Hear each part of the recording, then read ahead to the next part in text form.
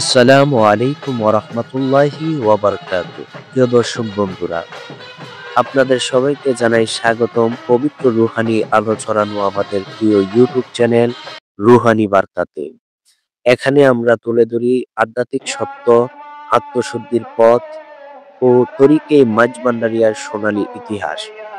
আজকের এই বিশেষ পর্বে আমরা জানাবো নবী বংশের ৩১তম নুরানি আওলাদ তরিকে মাঝভান্ডারিয়ার বর্তমান গৌসুল আজম শাহ সুফি ডক্টর সৈয়দ সাইফুদ্দিন আহমদ আল হাসানি ওয়াল হুসাইনি আল মাঝভান্ডারি মাদ্দাজিল্লুহুল আলী হুজুরের পবিত্র পরিচয় ও রুহানি মাহাত্ম্য।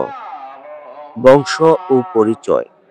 তিনি সেই পবিত্র সিলসিলার উত্তরাধিকার যার শিরা উপশিরায় প্রবাহিত হচ্ছে আহলে বায়াতের নুরানি রক্ত, যিনি হলেন হযরত রাসূলুল্লাহ সাল্লাল্লাহু আলাইহি ওয়াসাল্লামের পবিত্র আহলে বায়াতের ৩১তম আওলাদ। আর তিনার পিতা হলেন নবী বংশের ৩০তম নুরানি আওলাদ গৌসুল ওয়ারা শাহ সুফি সৈয়দ মঈনুদ্দিন আহমদ আল হাসানি ওয়াল হুসাইনি আল মাঝভান্ডারি রাহমাতুল্লাহি আলাইহি, যিনি নিজেও ছিলেন একজন কামেল মুর্শিদ ও সারা বাংলার রুহানি অভিভাবক। গান, চরিত্র ও দিক নির্দেশনা। এই যুগের মানুষ যখন দ্বিধা, হতাশা আর পথহীনতায় ঘুরপাক খাচ্ছে, তখন তিনি আল্লাহর প্রেম, রাসূলের সুন্নাহ এবং মাঝভান্ডারি তরিকতের আলো নিয়ে মানুষের অন্তরে জাগাচ্ছেন আত্মশুদ্ধির চেতনা। তিনি একাধারে ইসলামী তাসাউফের শিরোমণি, আধুনিক জ্ঞানে দীক্ষিত, বিশ্বমানের ইসলামিক স্কলার এবং মানবিকতার এক জীবন্ত প্রতিচ্ছবি।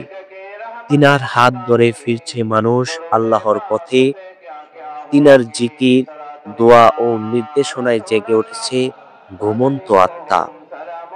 হুজুরের পরিচয় কেবল একটি বংশগত মর্যাদা নয়, বরং এটি একটি নুরানি ধারা, যার শুরু মদিনা থেকে এবং যে দ্বারা আজও আলোকিত করছে সারা বিশ্ব। আসুন আমরা এই আলোর সঙ্গী হই, আত্মশুদ্ধির পথে নিজের জীবন গড়ি মুর্শিদের দোয়ার ছায়ায়। এই ভিডিওটি যদি আপনার হৃদয় ছুঁয়ে যায়, তাহলে চ্যানেলটি সাবস্ক্রাইব করুন, ভিডিওটি শেয়ার করুন মুর্শিদ প্রেমীদের মাঝে, আর কমেন্টে লিখুন ইয়া গৌসুল আজম মাদাদ। আপনার সঙ্গে ছিলাম আমি মোহাম্মদ মাইনুদ্দিন, চ্যানেল রুহানি বার্তা থেকে। দেখা হচ্ছে পরবর্তী কোনো ভিডিওতে। সে পর্যন্ত ভালো থাকুন, সুস্থ থাকুন। আল্লাহ হাফেজ। আসসালামু আলাইকুম ওয়া রাহমাতুল্লাহ।